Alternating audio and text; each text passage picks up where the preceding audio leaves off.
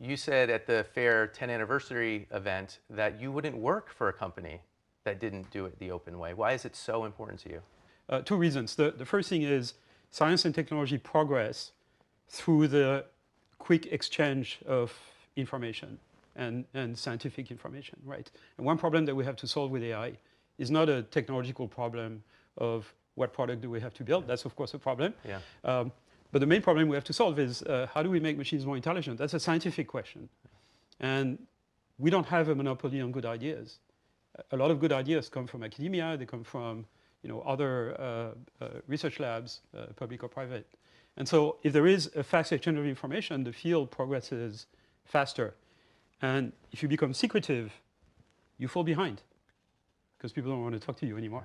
If you look at what the big companies are doing right now, they're lobbying to get less AI regulation. There's hardly any regulation as it is, but they want less because they want short-term profits. So that's the future. Now, if you imagine this kind of future, where all of our information diet is mediated by those AI systems, you do not want those things to be controlled by a small number of companies on the west coast of the US. It has to be an open platform, kind of like the internet. The internet is, all the software infrastructure of the internet is completely open source. And it's not by design, it's just that it's the most efficient way to have a platform that is safe, customizable, et cetera. And for assistance, you want, those systems will constitute the repository of all human knowledge and culture.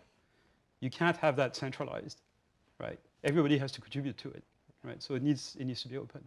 You see, I mean, I live and work in the world of politics, and politicians both want the great increases in productivity you've just mentioned for the state and elsewhere, and they reassure people like me and anybody else listening that these things will be, quotes, regulated, and there will be, quotes, safeguards. And you're suggesting to me there can't be a regulation, really, and there can't be safeguards at all. People don't yet know how to do effective regulation and effective safeguards.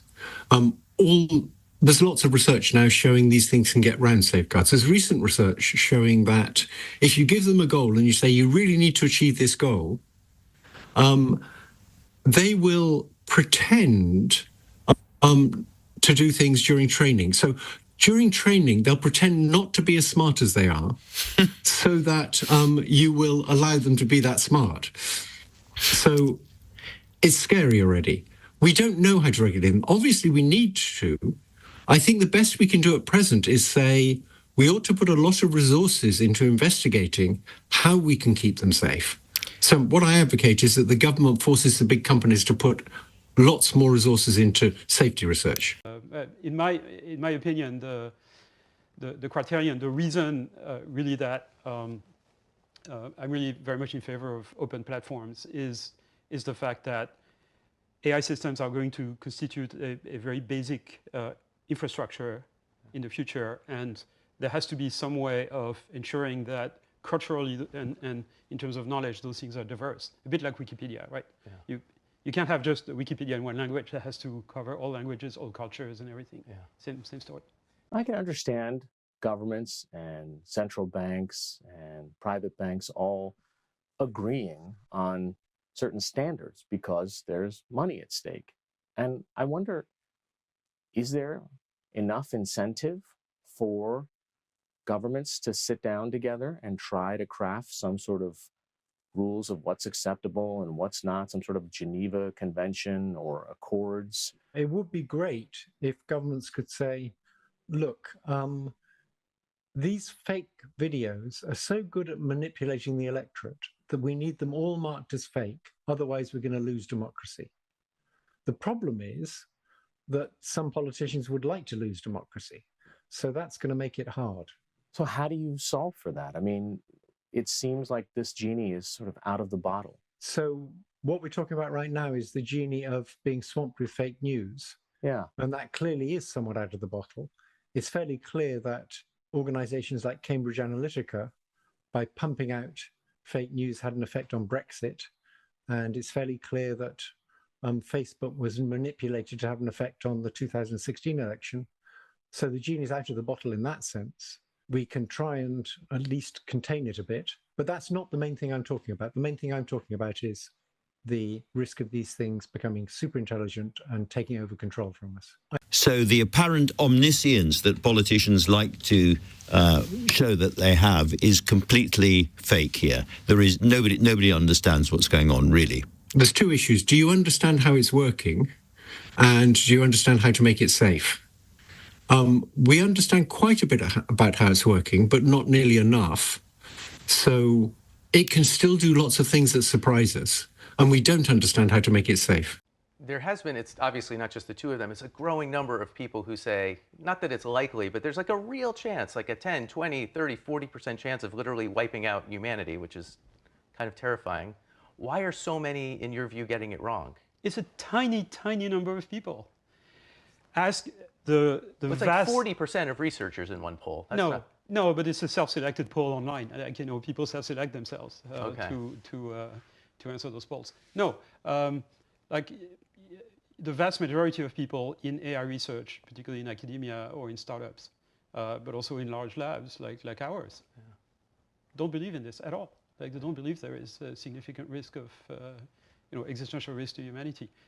All of us believe that there are proper ways to deploy the technology and bad ways to deploy it, and that we need to work on the proper way to do it. Okay.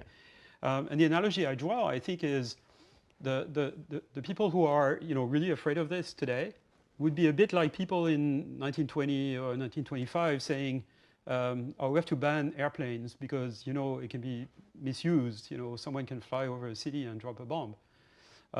And, you know, this can be dangerous because they can crash. So, you know, we're never going to have planes that cross the Atlantic because it's just too dangerous. Like, a lot of people will die out of this, right? And then they will ask it, you know, to regulate the technology, like, you know, ban the invention of the turbojet, okay, or regulate turbojets. In 1920, turbojets were not invented yet. In 2023, human-level AI has not been invented yet. So the question as to, you know, discussing how to make this technology safe, superhuman intelligence safe, is the same as asking a 1920 engineer, you know, how are you going to make turbojets safe? Like, they're not invented yet, right? And the way to make them safe is going to be like turbojet. There's going to be years and decades of iterative refinements and careful engineering of how to make those things proper, and they're not going to be deployed unless they're safe. So again, you have to trust in the institutions of society to make that happen. So this story isn't over. You said earlier on that you didn't want to put a percentage on the likelihood of AI taking over from humanity on the planet, but it was more than 1%, less than 99%. In that spirit, can I ask you whether you yourself are optimistic or pessimistic about what AI is going to do for us now? I think in the short term, it's going to do wonderful things. And that's the reason people are not going to stop developing it. If it wasn't for the wonderful things, it would make sense to just stop now. But it's going to be wonderful in healthcare. You're going to be able to have a family doctor who's seen 100 million patients, knows your DNA, knows the DNA of your relatives, knows all the tests done on you and your relatives, and can do much, much better medical diagnosis and suggestions for what you should do. That's going to be wonderful. Similarly, in education, we know that people learn much faster with a really good private tutor. And we'll be able to get really good private tutors that understand exactly what it is we misunderstand and can give us exactly the example needed to show us what we're misunderstanding. So in those areas, it's going to be wonderful. So it's going to be developed. But we also know it's going to be used for all sorts of bad things by bad actors. So the short-term problem is bad actors using it for bad things like cyber attacks and bioterrorism and corrupting elections. But the thing to remember is we don't really know at present how we can make it safe. And just so I understand your view on the existential risk, I don't think you're saying it's zero, but you're saying it's quite small, like below 1%. You know, it's below the chances of an asteroid hitting the Earth and you know, global nuclear war and things of that type. I mean, it's on the same order. I mean, there are things that you should worry about, and there are things that, you know, you can't do anything about. But in the case, like natural phenomenon, right? There's not much you can do about them. But things like deploying AI, we have agency. Like, we can decide not to deploy if we think there is a danger, right? Yeah. So attributing a probability to this makes no sense because we have agency. I think there's a lot of different things we need to worry about with these new kinds of digital intelligence. And so what I've been talking about mainly is what I call the existential threat, which is the chance that they get more intelligent than us and they'll take over from us, they'll get control. That's a very different threat from many other threats, which are also severe. So they include these things taking away jobs. In a decent society, that would be great. It would mean everything got more productive and everyone was better off. But the danger is that it'll make the rich richer and the poor poorer. That's not AI's fault. That's how we organize society. There's dangers about them making it impossible to know what's true by having so many fakes out there. That's a different danger. That's something you might be able to address by treating it like counterfeiting. Governments do not like you printing their money, and they make it's a serious offense to print money. It's also a serious offense if you're given some fake money to pass it to somebody else. If you knew it was fake, that's a very serious offense. I think governments are going to have to make similar regulations for fake videos and fake voices and fake images. It's going to be hard.